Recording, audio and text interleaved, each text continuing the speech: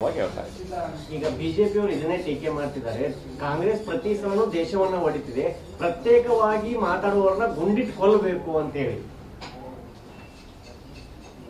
ಈಗ ಈಶ್ವರಪ್ಪನವ್ರ ಹೇಳಿಕೆ ನಾನು ನೋಡಿದೆ, ಅದು ಅವರು ಅದಕ್ಕೆ ಉತ್ತರ ಕೊಡಬೇಕು.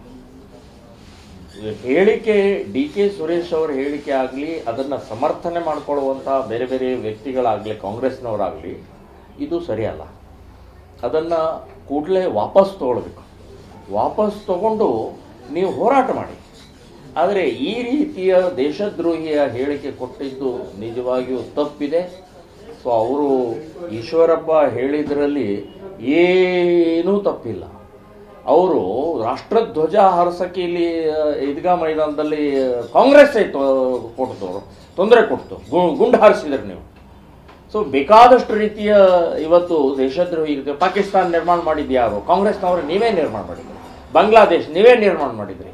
ಹೀಗೆ ಪ್ರತ್ಯೇಕವಾದವನ್ನ ಕಾಂಗ್ರೆಸ್ ನಿರ್ಮಾಣ ಮಾಡ್ತಾ ಇರುವಂಥವರ ಇವತ್ತು ಕಾಂಗ್ರೆಸ್ಸಿನ MP ಬಾಯಲ್ಲೇ ಇವತ್ತು ಈ ರೀತಿಯ ಹೇಳಿಕೆ ಬಂದಿದ್ದಕ್ಕೆ ಆಕ್ರೋಶ ಆಗ್ತಾ ಇದೆ. ಎಲ್ಲರಿಗೂ ಸಿಟ್ಟು ಬರ್ತಾ ಇದೆ.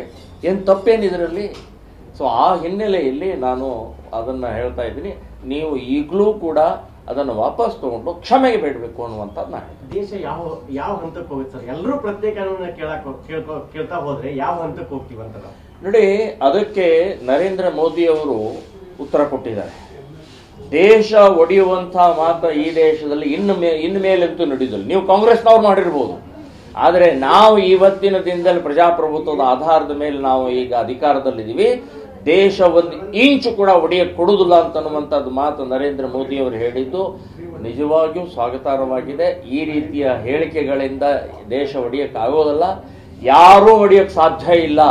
ಇನ್ನು ಮುಂದೆ ಈ ದೇಶವನ್ನು ಒಡೆಯಕ್ಕೆ ಸಾಧ್ಯ ಇಲ್ಲ. ಅದು ಇಸ್ಲಾಂ ಶಕ್ತಿ ಇರ್ಬೋದು, ಕ್ರಿಶ್ಚಿಯನ್ ಶಕ್ತಿ ಇರ್ಬೋದು, ಕಾಂಗ್ರೆಸ್ ಪಕ್ಷ ಇರ್ಬೋದು, ಯಾರೂ ಈ ದೇಶವನ್ನು ಮುಟ್ಟಕ್ಕಾಗಲ್ಲ, ಒಡೆಯಕ್ಕಾಗೋದು ಅಂತನ್ನುವಂಥದ್ದು ಸ್ಪಷ್ಟ.